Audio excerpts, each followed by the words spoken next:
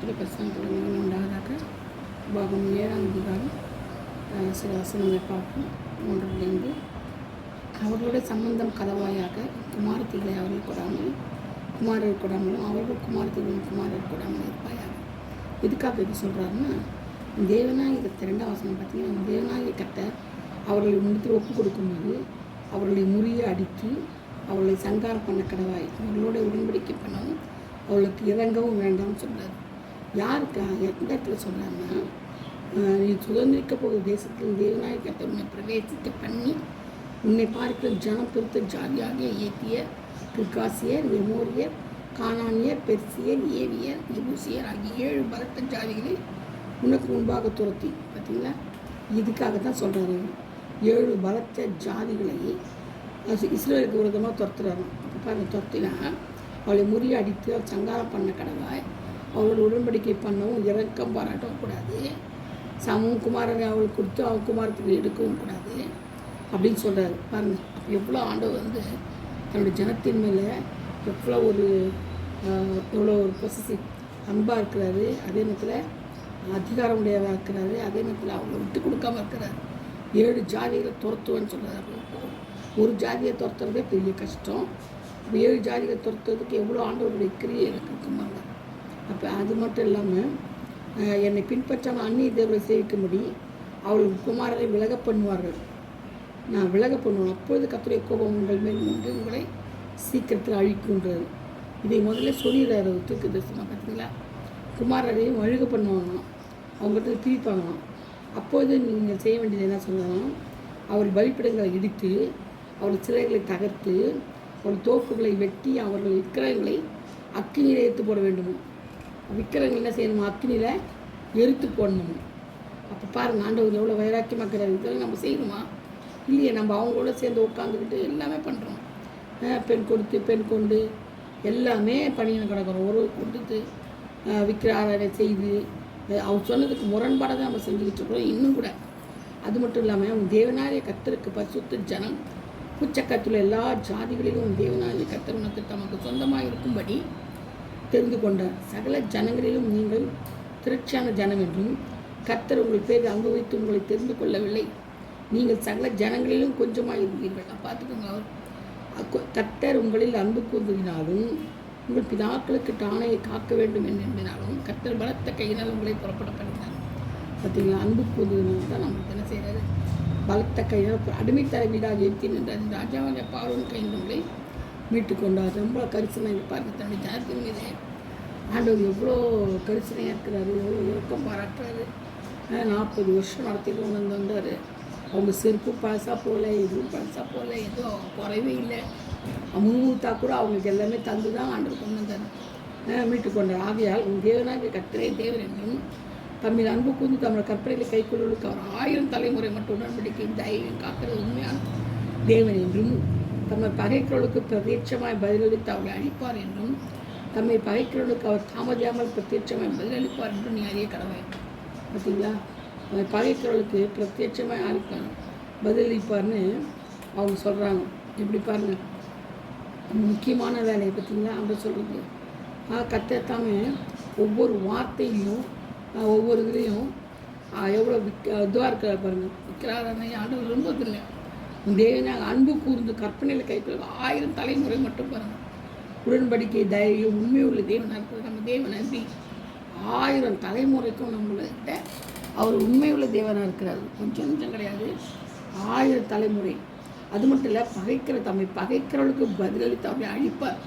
இப்போ பகைக்கிறவர்களை செய்வார் ஆண்டவர், அழிப்பார், பதிலளிப்பார். நீ அறியக்கிறது. ஆகையால் நீ செய்யும்படி நான் இன்று கற்பனைகளை கட்டளை நியமங்களையும் கை கொள்ளுவாயாக.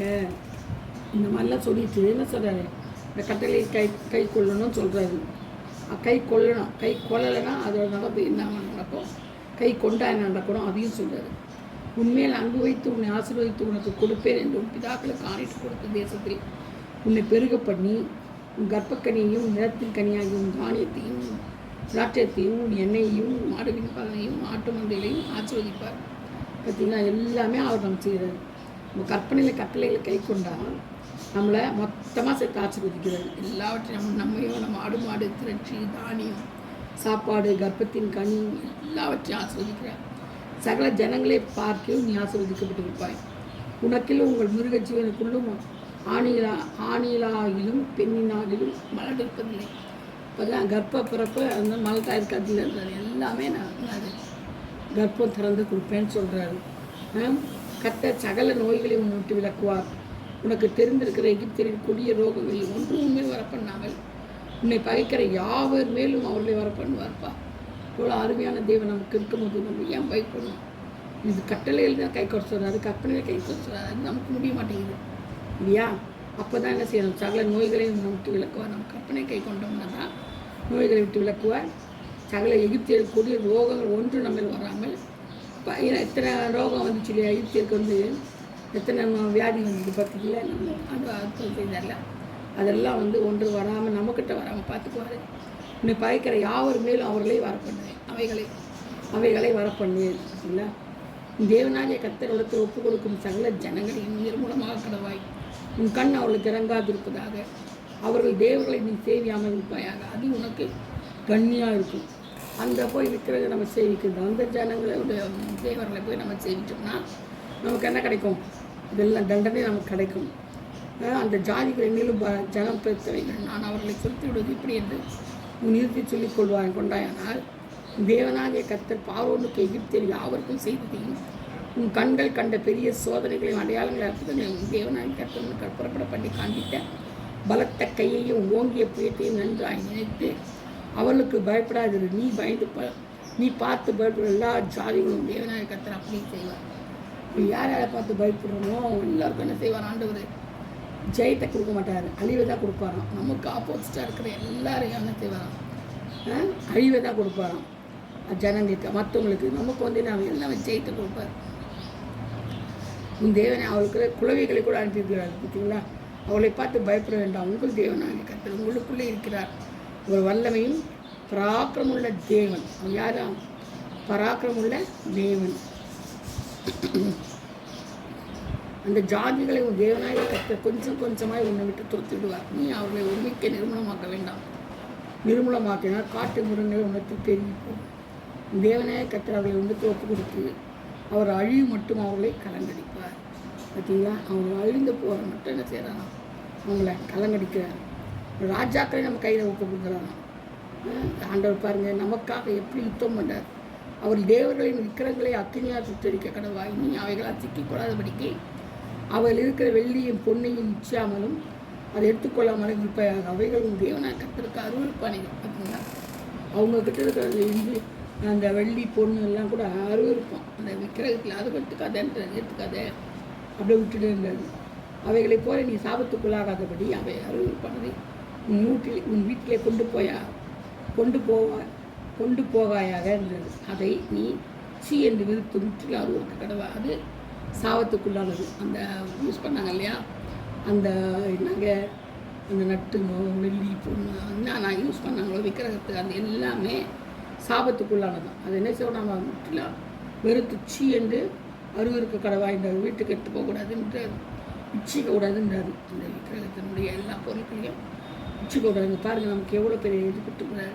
எல்லாமே ஈஸி தான். ஆண்டவர் மாத்திரம் போதும். ஆண்டவரே நீங்கள் மாத்திரம் போதும்ன்ட்டு அது ஜனங்களை இந்த இதில் ஏற்றி போட்டு நம்ம எதையும் தொடாமல் என்ன பண்ணோம்? நம்ம வேலையை பார்த்தோம்னா அவங்க பிரச்சனை இல்லை. ஆனால் அவங்களோட சேர்ந்து கலந்து நம்ம உறவு கொண்டாடி அந்த தேவலை கும்பிட்டுக்கிட்டு அந்த பொண்ணு வெளி யூஸ் பண்ணிக்கிட்டு நான் பொன் கொண்டு பெண் கொடுத்து கொண்டு இருந்தோம்னா அது சாபங்கள் பயங்கரமாக கொண்டு பின் விளைவுகள் அதிகம்ட்டு பின்னாடி வர்ற அதிகாரங்கள் தெரியப்பட்டிருக்கிறாரு. கர்த்தர் இந்த இதெல்லாம் விலகி ஆண்டு சொன்ன பிரகாரம் அவருடைய கட்டளைகளையும் அவருடைய நியமங்களையும் கை கொண்டாலே போதும். ஏசப்பா சொன்னது மட்டும் கேட்டால் போதும். மிஞ்சின நீதிமானாயிராதபடி நாம் அவருடைய வார்த்தைகளை மட்டும் நம்ம கேட்கணும். அவர் சொல்கிறபடி மட்டும் செய்தால் போதும். நமக்கு மற்ற எதுவுமே தேவையில்லை. எதுக்கு மற்றத்தில் தேவை? எதுவும் தேவை கிடையாது. அவர் மாத்திரம் நம்மளுக்கு போதும். இயேசு மாத்திரம் போதும். மற்ற விக்கிரங்கள் நமக்கு எதுவுமே தேவை கிடையாது.